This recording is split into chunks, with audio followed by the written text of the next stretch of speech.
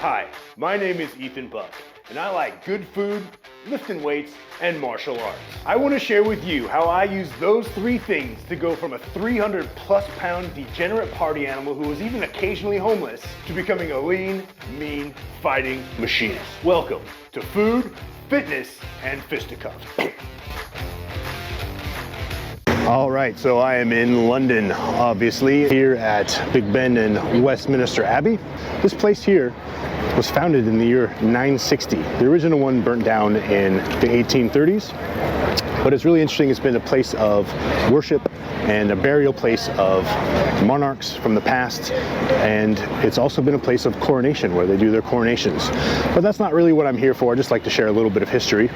And we're at peak British summer weather. It's about 64 degrees today, and it stopped raining. It's been raining all day today and yesterday. So anyhow, I wanted to show you guys that British food doesn't necessarily suck. A lot of Americans think that British food is boring and that it just sucks, and I get it. There's not a lot of spices in it. It's kind of white people food, to be honest. But there are some amazing gems here. You've got bangers and mash, you've got steak and ale pie, steak and kidney pie, chicken and mushroom pie, these breaded, crumbly, doughy fries that are flaky and wonderful. You've got Scotch eggs, bangers and mash, full English breakfast, you name it. So I'm gonna go and find some good old, really old British pubs that have amazing British food and are just in a great old rustic setting with some really old ales and lagers. So let's go check it out.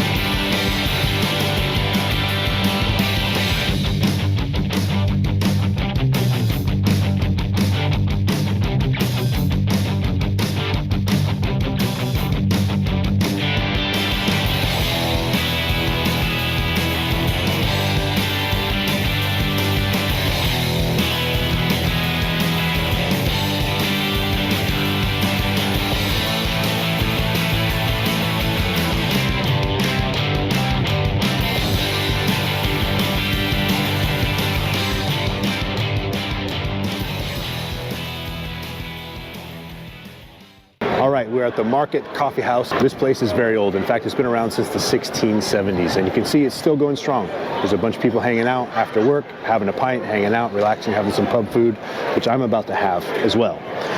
So, this place is still in a part of town that has the same market that's lasted since the 1600s. It just hasn't changed much. Old rustic pub, probably some of the same recipes, maybe even some of the same beers. So, let's go check it out.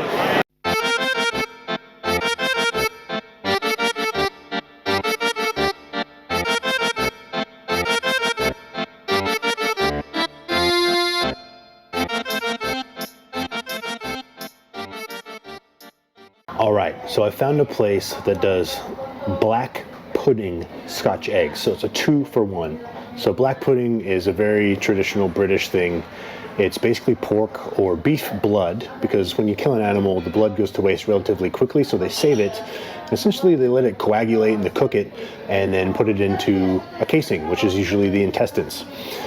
And somehow this place has figured out how to combine the two, where they're putting black pudding around a Scotch egg. Now, a Scotch egg is basically a hard-boiled egg surrounded in pork sausage and then battered and then deep fried. So I'm going to have a hard-boiled egg surrounded in pork sausage and blood pudding that's been battered and deep fried.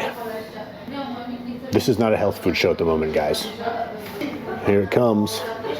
Scotch egg. Scotch egg. Thank you, sir. No worries. Look at that. All right, so we have got the hard-boiled egg. We have got a combination of a pork sausage with blood pudding. It's battered. A little bit of salad. That's a spicy pub mustard. So if you think that British food doesn't have any spices, this is very spicy. It's got a lot of horseradish in it. Blood pudding and this pork sausage does have spices. This is actually hot enough that most Americans couldn't handle it. It's that horseradish. It's kind of like a wasabi. All right, so let's get into it. We've got a soft-boiled egg. We've got that fatty, greasy, meaty pork sausage with blood pudding in it. And then we've got the battered, crunchy outside.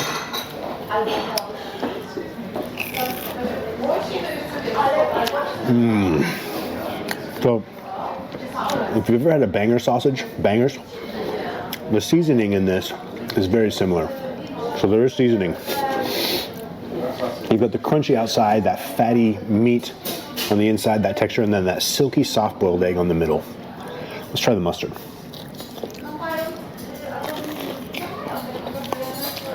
Oh yeah, straight to the sinuses, almost like wasabi, but soothing, very soothing. It's not overbearing. It just makes sense, and it actually goes perfectly with a lager. It's just, those flavors go so well together. It's like they're made for each other. Well, if you think that British food is bland and boring, then you've never had a Scotch egg.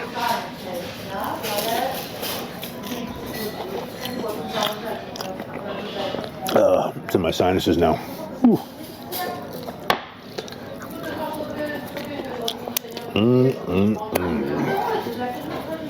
I'm really glad that something like that came with some vegetables and some greens, because there's nothing wrong with having something like a Scots egg occasionally, but you want to supplement it with something healthier, probably. So let's go for another walk and see what else we can find. My pedometer says I'm already at about 15,000 steps for the day.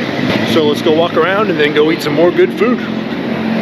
But first, we gotta go find a gym.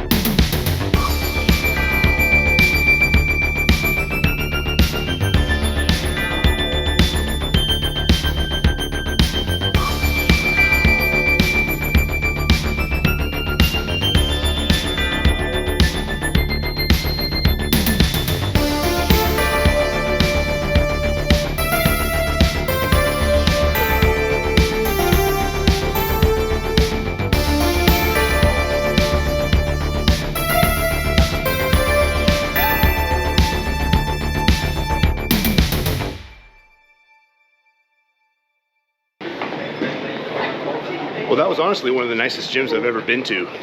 The Buzz Gym in Cannon Street in London.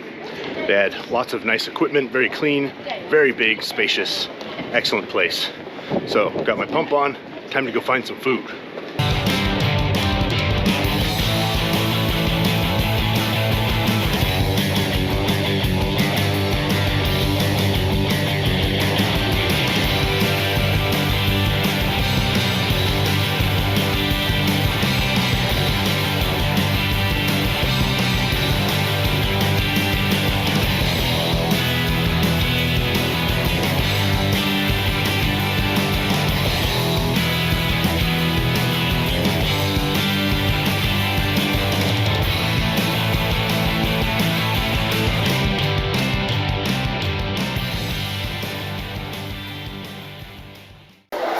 So one of my favorite things to eat, especially when I'm in Britain, are these meat pies. You've got these pies made from like a short crust, and inside there's steak that's cooked in an ale. We've got the chips or the French fries.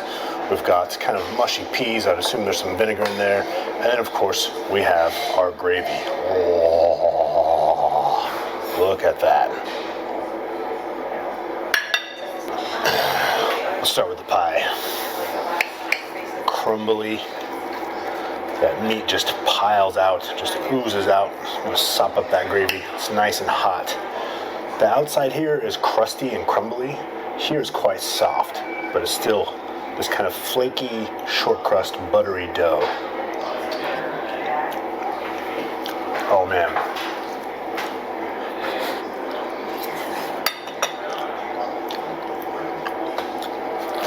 It almost tastes like Guinness could be a meal with the texture. So you get the soft, almost gooey dough in the middle because it's hot, with the steak on the inside, cooked in an ale with onions. And then you've got this hard, crumbly crust on the outside. This is amazing. Honestly, these meat pies in Britain are some of my favorite foods. Not something you want to eat too often if you're trying to lose body fat, because they're very high calorie. But I'm on vacation. And the main thing about vacation is your macros might not be perfect, but you should definitely keep moving no matter what.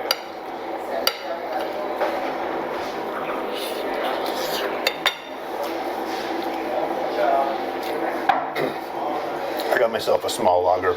I don't drink a whole lot, but when I'm on vacation, I like to indulge a little bit.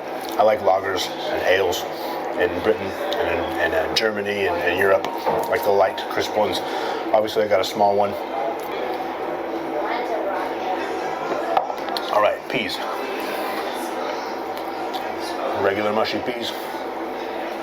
And then the chips, the French fries.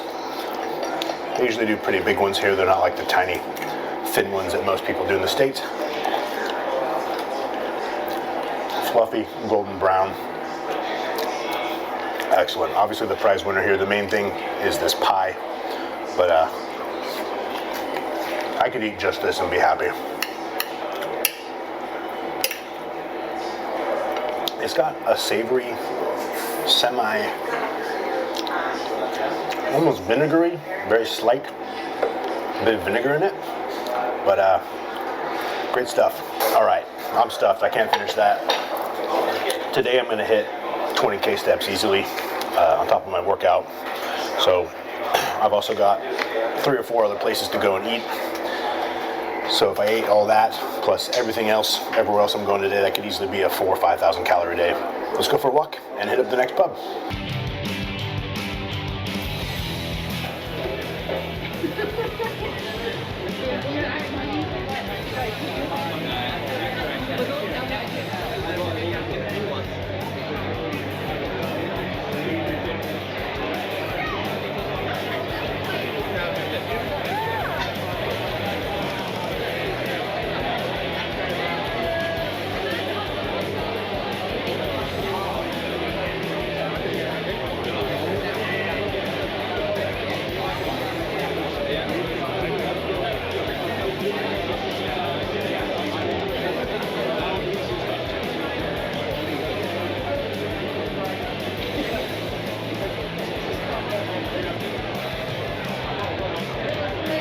I think we just experienced England.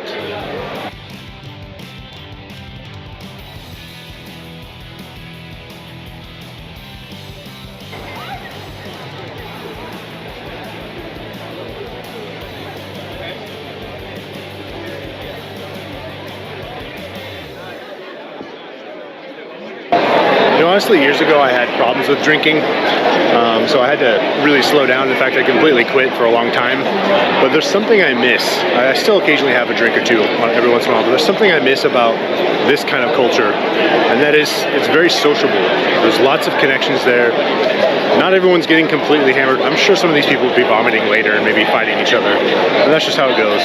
But there's something very sociable about it that is removed from your life when you don't partake in those types of activities. So, you know, what I'm trying to say here is when you don't have that social health in your life, you don't have something that connects you with other people, that's an aspect of health that people forget about. So if you're going to do it this way, which I would probably do if I lived here every once in a while, just make sure it's not too much, because too much alcohol is not good for you, obviously. But yeah, I mean, this is British culture in a nutshell. Having a few pints, having a laugh after work, and then going home and doing it again.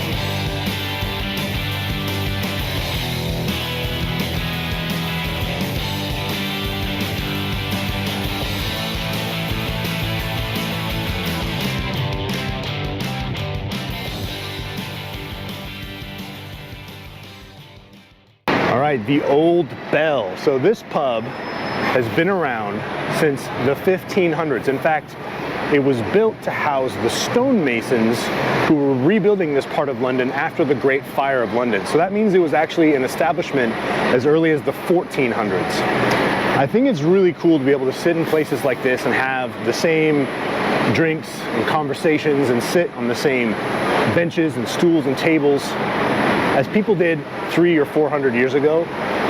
There's just deeply ingrained culture there. And you're doing that in a pub that is older than the United States of America. And you see this time of day, pretty much every pub has a ton of people in it. They're packed in the front, the back, inside, and it's just a part of British culture. And I think it's really interesting to think that people were doing that after work and on the weekends to relax and disengage and de-stress and just communicate and have fun, have a few drinks, have a few pints after work. They were doing that at this place 400 or 500 years ago, and people are still doing it. And it might even be some of the same family members. It might be their ancestors from this neighborhood and their family just never really moved around. I mean, that stuff happens. So I think it's really interesting. You know, maybe not the healthiest thing to do, but it's definitely a part of their culture here. I mean, imagine all the things that were discussed in that pub over the last 400 to 500 years.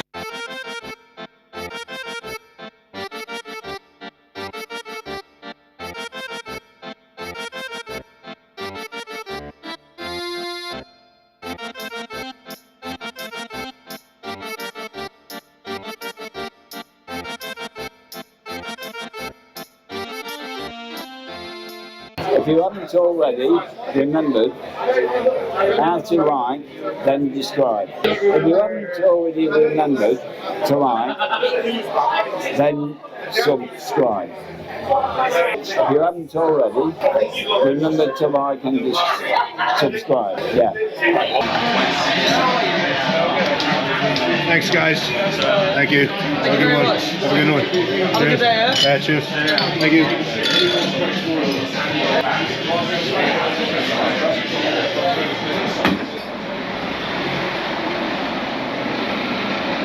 So I didn't get to review the Bangers and Mash too much because it was just too loud and packed and crowded. I didn't want to bother people with a light in there.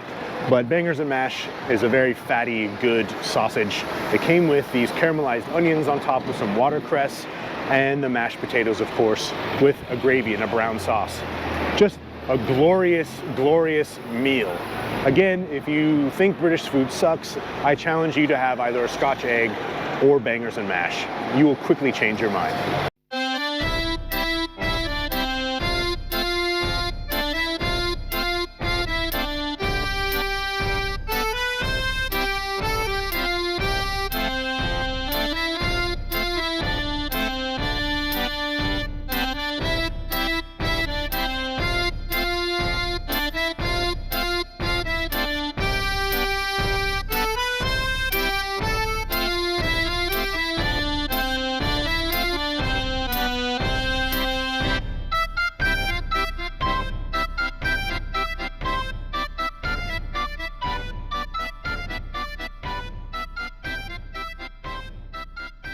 Do you ever wonder where certain phrases or terminologies come from? Well, the phrase "one for the road" comes from this pub. This served as a midway point between a prison, and they take felons, horse and cart, in shackles, and stop at this pub for one last pint before they'd be hanged at the Marble Arches just down the road. So this is essentially the halfway mark between the prison and the gallows. Established in 1698, this pub has served many men their last beer ever. So I'm about to go have a pint myself. Hopefully it's not my last one. And I'm gonna have some good old British fish and chips. When you come to England, you can't not have fish and chips. To be honest, I'm not a huge fan of fish and chips. A lot of places you get them, if it's like kind of a fast food place, it's just kind of oily and that's all you really taste. However, good old traditional British pubs typically have really good, crispy, fluffy, savory, vinegary, salty fish and chips. So let's go put that to the test.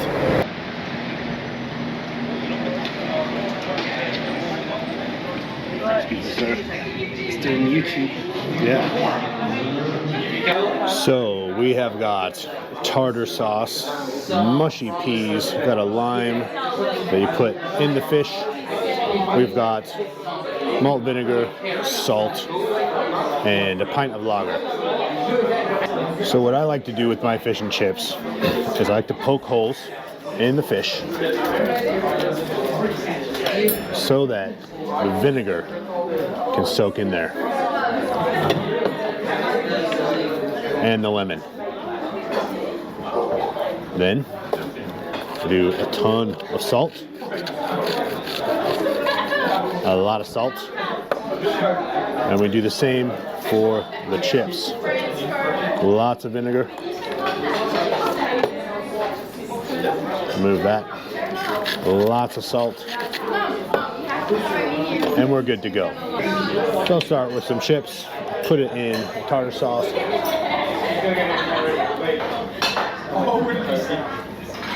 I love the slight sourness of the vinegar. I also like to put it in the mushy peas.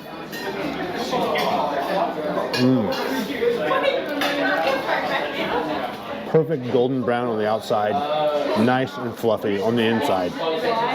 Amazing. We go with some fish. This, I believe, is cod. Ooh.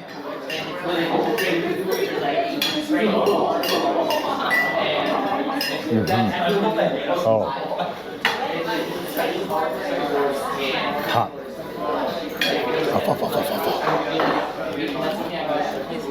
Nice and crispy from the batter on the outside, with that protein nice and fluffy and steamy on the inside. You can't come to Britain and not have authentic fish and chips. So one of my favorite things to do when I'm in London is to spend some time in the British Museum. This place is massive. It's got history from all around the world, dating back as far as it can. It's just a place you can get lost for a whole day, or if you just want to see one part of history, you can get lost for 30 to 60 minutes or so. They're only asking for donations as well, so you can go there for free, or they recommend a £5 donation. But check this place out. It is just amazing. Let's go check out some of the exhibits that I was interested in looking at today.